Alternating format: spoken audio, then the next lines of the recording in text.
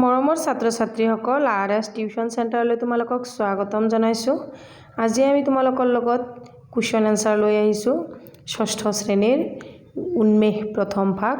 এই উন্মেষ পাঠ্যপুথিৰ আজি 14 নম্বৰটো অধ্যায়লৈ মানে লেসন 14। এই অধ্যায়টোৰ নাম হৈছে নদী দ্বীপে ৰিঙিয়াই। গতিকে প্ৰথমতে কি দিছে এইখিনি আমি মাতি লওঁ, তাৰে পিছত সৰাসৰি প্ৰশ্ন এনসাৰলৈ যাম, হয়নে? চোৱা এইখিনি প্ৰথমতে আমি মাতি লওঁ। ভ্ৰমণে মানুহক নজনা কথা জানিবলৈ, নেদেখা ঠাই চাবলৈ সুযোগ দিয়ে। ভ্ৰমণে জ্ঞানৰ পৰিসৰ বৃদ্ধি কৰাৰ লগতে আনন্দ লাভ কৰাটো সহায় কৰে। নদী দ্বীপে ৰিঙিয়াই পাঠটিৰ জৰিয়তে তোমালোকে মাজুলীৰ প্ৰাকৃতিক সৌন্দৰ্যৰ বিষয়ে জানিব পাৰিবা। পাঠটিয়ে তোমালোকক প্ৰাকৃতিক সৌন্দৰ্যৰ ভৰপূৰ আন আন ঠাই ভ্ৰমণ কৰিবলৈ অনুপ্ৰাণিত কৰিব। গতিকে চোৱা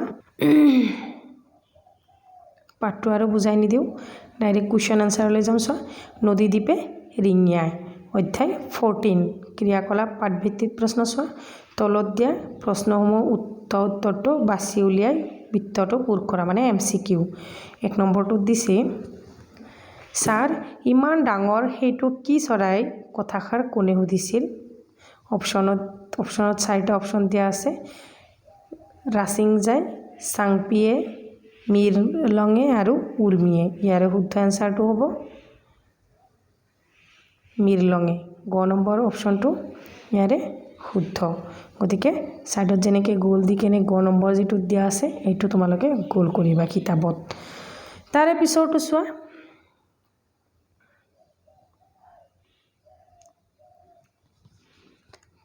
পানীৰ লহৰত ৰঙীন মুকুতা মণিবোৰ কিয় জিলিকি উঠাৰ দৰে লাগিছিল?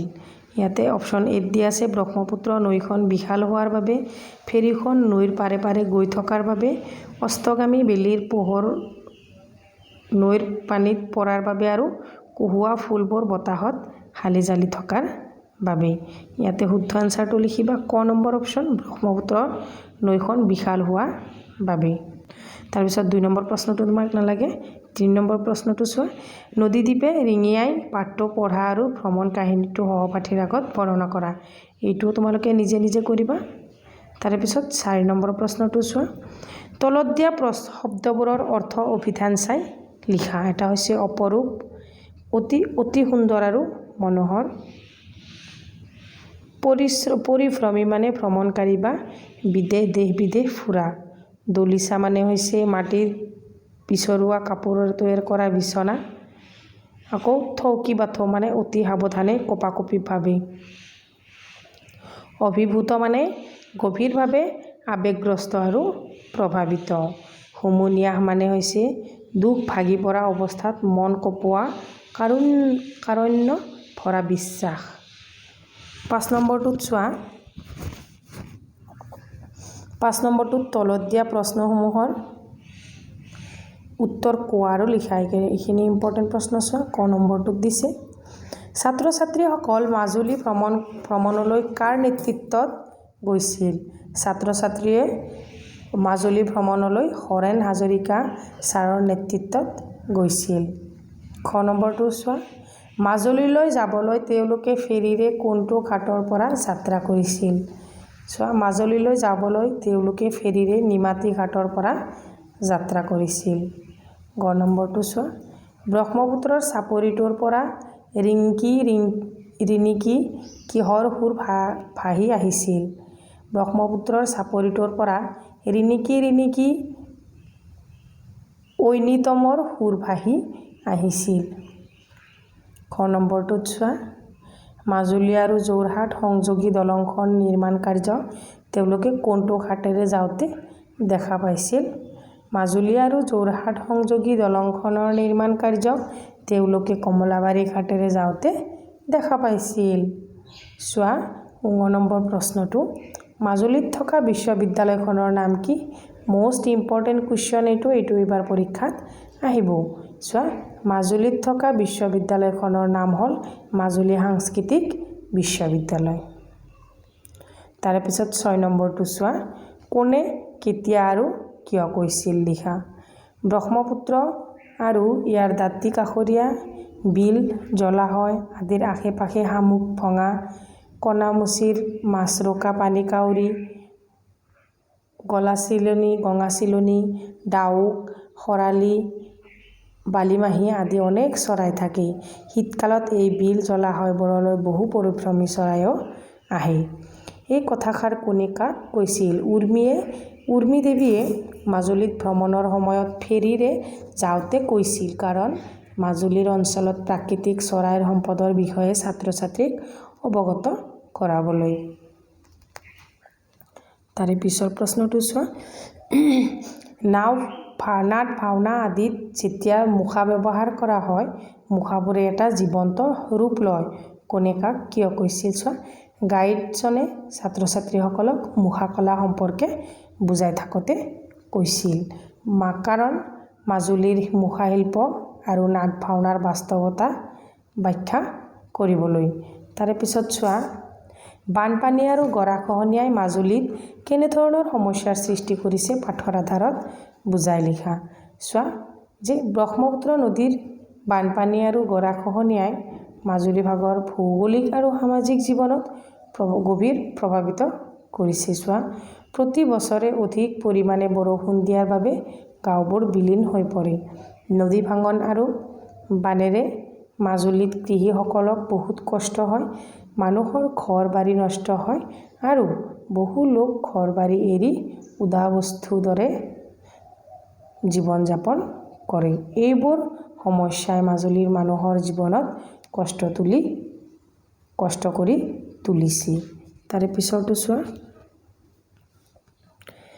পাঠটোত উল্লেখ থকা ৰং কেইবিধমানৰ নাম লিখা আৰু কোনটো ৰঙৰ প্ৰতিফলন ক'ত ঘটিছে তাৰ এখন তালিকা প্ৰস্তুত কৰা।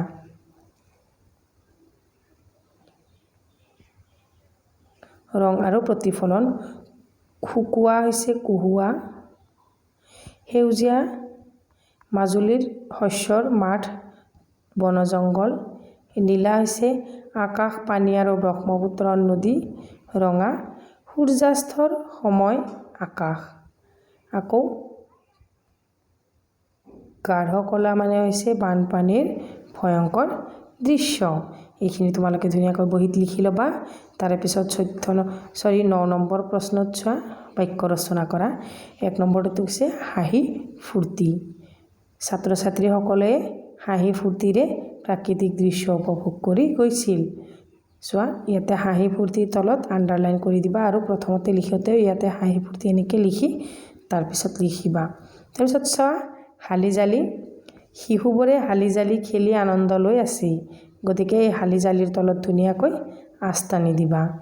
আকৌ ৰিণিকি। ইয়াতে ৰিণিকি ধ্বনি ঘনৰাজাৰ গাঁথাটো বজাই উঠিল।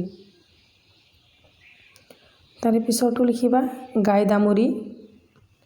গাঁৱৰ পথেদি গাইদামুৰীৰ এক লহৰ আহি গৈছিল।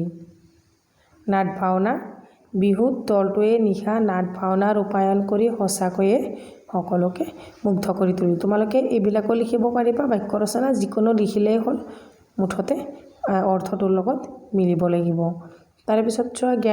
জ্ঞান সম্প্ৰসাৰণ। তোমালোকে ভাল লগা কেইখনমান মুখাৰ নাম উল্লেখ কৰা। সেই মুখাকেইখন তোমাৰ কিয় ভাল লাগে কোৱা আৰু লিখা। চোৱা। মোৰ ভাল লগা কেইখনমান মুখা হৈছে ৰাক্ষস মুখা, হেন্দা মুখা, সিংহ মুখা আৰু ভূত মুখা। এই মুখাবোৰ মোৰ বৰ ভাল লাগে, কাৰণ এইবোৰ দেখাত ৰঙীন আৰু বিচিত্ৰ। নাট ভাওনাত এই মুখাবোৰ পৰিধান কৰিলে চৰিত্ৰবোৰ অধিক ৰঙীন আৰু বাস্তৱিক অনুভৱ হয়। তাৰে পিছত 12 নম্বৰ প্ৰশ্নটোত চোৱা। এইটো অধ্যায়ত বহুতকেইটা প্ৰশ্ন দিছে, গতিকে তোমাৰ ধৈৰ্য আৰু মনোযোগ সহকাৰে চাই যোৱা। মাটি আখৰা আৰু সত্ৰীয়া নৃত্যৰ বিষয়ে ভিন ভিন উৎসৱ, সমল ব্যক্তি, ইণ্টাৰনেট, বাতৰি কাকত, আলোচনীৰ পৰা সংগ্ৰহ কৰি লিখা। চোৱা। মাটি আখৰা হৈছে অসমত প্ৰচলিত এজন শংকৰদেৱৰ সময়ত পৰাই চলি অহা শাস্ত্ৰীয় নাট নৃত্য। ই সাধাৰণতে মাটিত বা মন্দিৰৰ উঠানত ৰূপায়ণ কৰা হয়, য'ত সন্ন্যাসী বা ভক্তসকলে বিভিন্ন পৌৰাণিক কাহিনী বা ভক্তিৰসৰ নাট প্ৰদৰ্শন কৰে। তাৰে পিছত চোৱা সত্ৰীয়া নৃত্য। সত্ৰীয়া নৃত্য হৈছে অসমৰ এক শাস্ত্ৰীয় নৃত্য, যাক মহাপুৰুষ শ্ৰীমন্ত শংকৰদেৱে ভক্তিমূলক নাট নৃত্যৰ ৰূপত সূচনা কৰিছিল।